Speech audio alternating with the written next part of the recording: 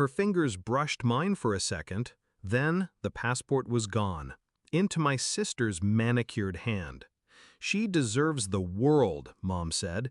"You're just dead weight." Dad smirked like cruelty was a family tradition. "Let the useless one stay behind. She deserves nothing." I didn't argue, I didn't cry. I only closed my hand over the empty air where my future had just been.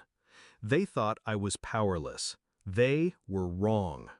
2 months earlier, I had been the planner, the one who booked the tickets, checked the exchange rates, mapped the itinerary.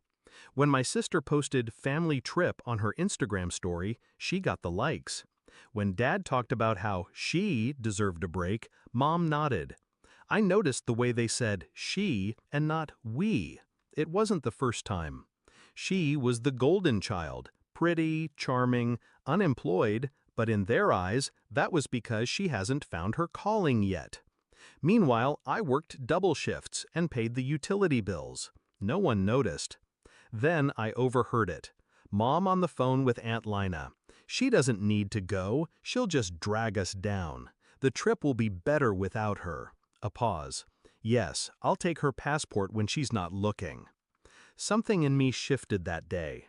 Not rage, not despair, just calculation. I started small.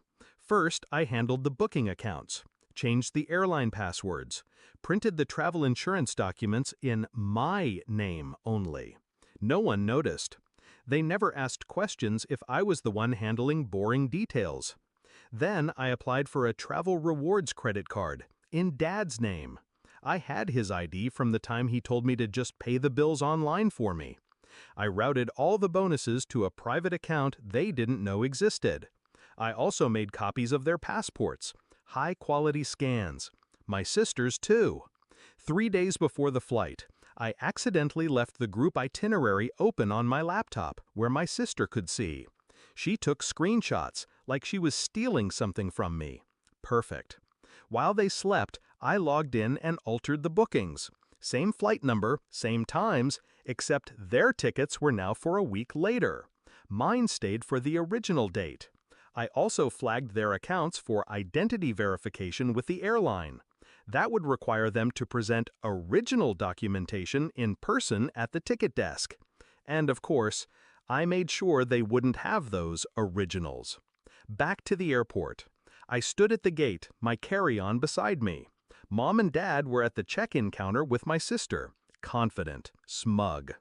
Then the airline agent frowned. Typed again. "I'm sorry," she said, "but these tickets aren't valid for today's flight." "What?" Dad's voice rose. Mom leaned in, furious. The agent explained. Dates didn't match. Also, their passports? That was when they realized they didn't have them.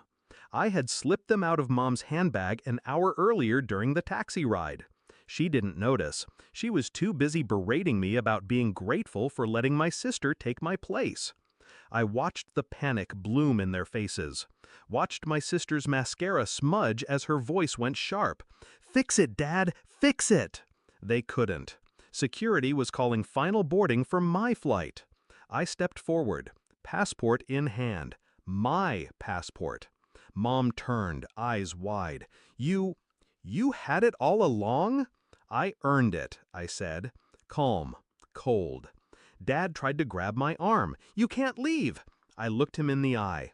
"You're right. I can't leave you. But you're staying." The agent scanned my boarding pass.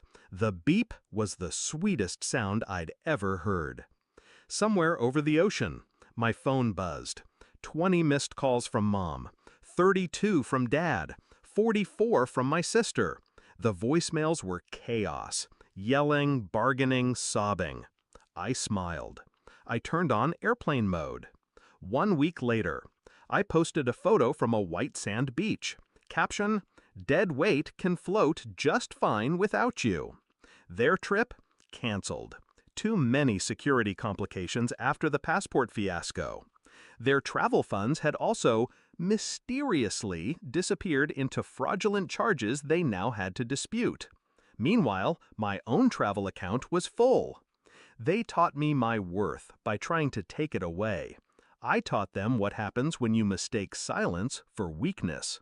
I didn't steal their trip, I just reclaimed mine. And standing under that sun, miles away from them, I realized justice doesn't always come in courtrooms. Sometimes it comes at the boarding gate.